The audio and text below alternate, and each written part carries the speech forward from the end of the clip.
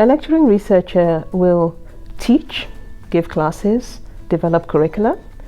You will also work in a research group where you probably work on a theme that is put forward by a lector. And very importantly, you will work with our graduating students who will be working on a research project with a client from industry or from an entity from the workplace.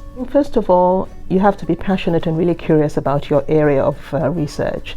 So I think that will give you the impetus, the motivation to ask questions, to go out into industry and ask entities and organizations what's happening in this area in my field, because that's the first thing. You need to know what are the current questions. You have to be in conversation with the work field. So you have to leave the ivory tower, you have to go into the work field, and yes, that's the first trait, the ability to network, the ability to be curious, the ability to ask questions. And I think another important skill is the ability to co-create with industry.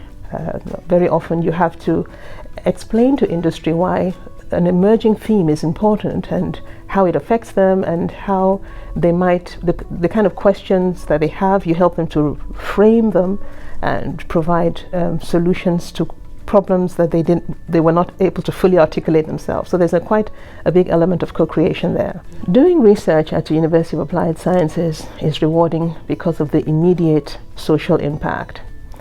The nature of the research itself is very solution driven. So you are answering questions that are posed by members of society, by companies, by institutions, and one of the criteria is whether the answers you give them, the research you do, can be used.